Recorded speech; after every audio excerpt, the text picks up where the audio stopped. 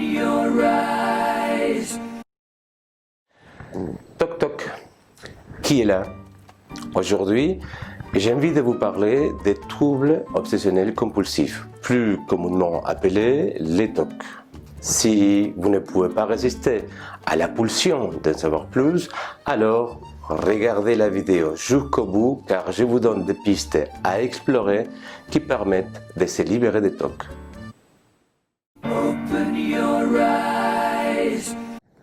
Un trouble obsessionnel compulsif est un trouble psychique qui se caractérise par la survenue intempestive des pensées intrusives. Ce sont les obsessions.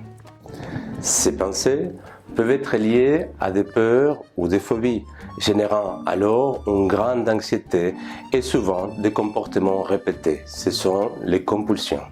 Un TOC ainsi permettrait de soulager la tension nerveuse, du moins momentanément. Open your eyes.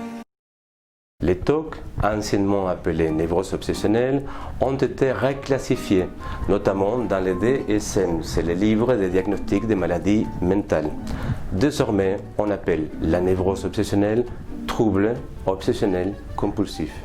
Open your eyes.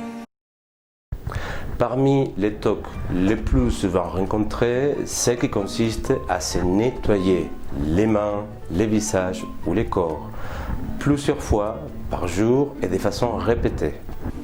Les TOC de vérification qui consistent à vérifier de façon répétée la fermeture des portes ou l'arrivée du gaz ou encore d'avoir éteint les lumières.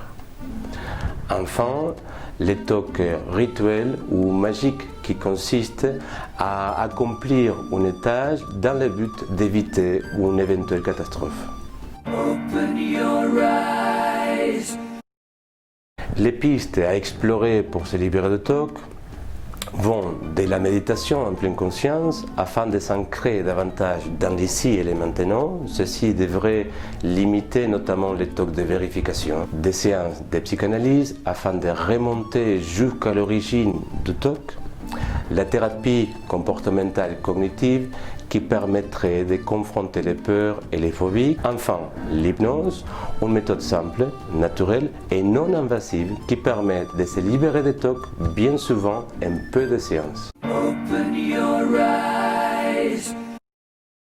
Toute séance d'hypnose commence par une bonne anamnèse, c'est-à-dire par un recueil d'informations.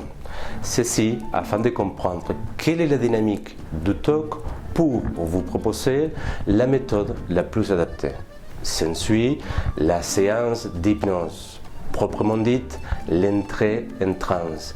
Elle se fait la plupart du temps de façon très douce et elle tient compte de tous les éléments récoltés pendant l'anamnèse. Dès la sortie des transes, alors votre hypnothérapeute vous proposera, s'il l'estime nécessaire, soit un rendez-vous de contrôle ou alors un rendez-vous de renforcement. Open your eyes.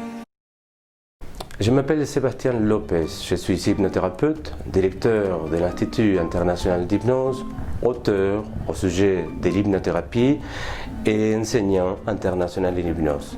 J'anime mon propre cabinet d'hypnothérapie dans la ville de Casablanca.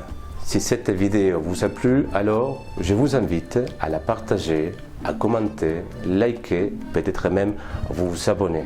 Si vous estimez que cette vidéo peut être de meilleure qualité, alors je vous invite à partager avec nous vos recommandations car nous ferons les nécessaires pour améliorer la qualité de notre travail.